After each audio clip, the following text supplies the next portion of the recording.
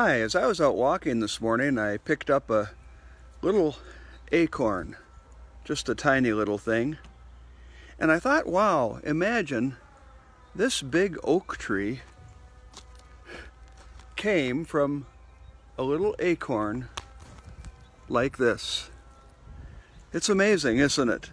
How big a thing comes from something so small. Just looking at that little acorn, no one would ever have guessed that it had the potential to produce something as massive as that tree that's decades old. You know, it took a long time though. This little acorn didn't become a big oak tree like that overnight. It took years and years for that to happen. As I thought about that, I remembered a passage in the Bible where the prophet Zechariah said, "Who has despised the day of small things?" Boy, that's true, isn't it? Big stuff comes from little stuff. I remember the story from the New Testament and the biographies of Jesus where a little boy's lunch fed in the hands of Jesus miraculously 5,000 men plus women and children. Think in our very contemporary situation how a tiny, tiny, invisible virus has brought the whole world to its knees. A little tiny thing. You know, the same is true of a little prayer. God can use it in a wonderful way. It's also true of our words. You know, Solomon wrote in Proverbs, "Life and death is in the power of the tongue." A word can be so powerful to do good or to do evil. Solomon also said in Proverbs, "A word that's fitly spoken, how good it is." Think of a time when someone just gave a little word of encouragement to you, or said, "I'm proud of you," or "I love you," or maybe said, "I'm praying for you," or "Could I pray for you now?" And those little words made all the difference in the world. On the other hand, words can be terribly destructive. They can tear down, they can destroy.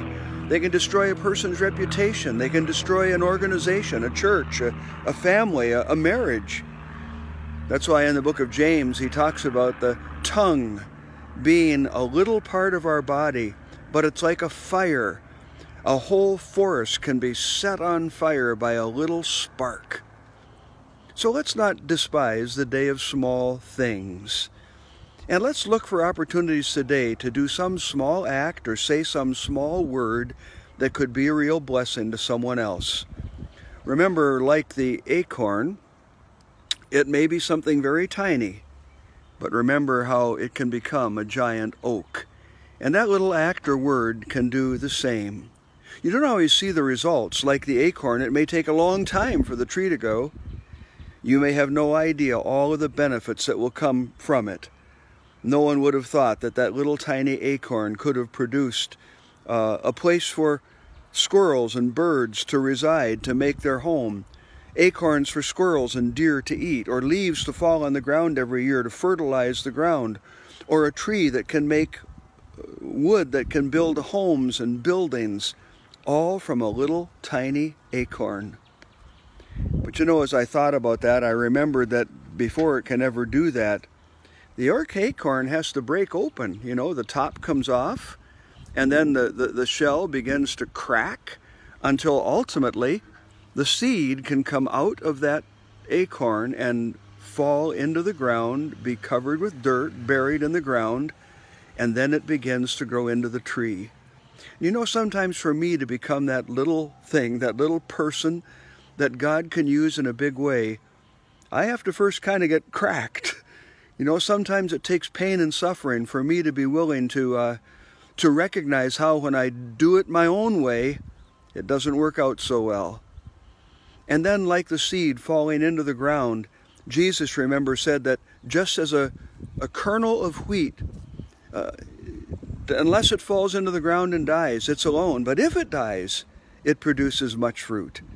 And so let's be willing to die to ourselves, our own agendas, our selfishness, our pride, our "I'm going to do it my way," and surrender our lives to God, and let Him use little things like words and deeds to bring big blessings to other people. Have a wonderful day.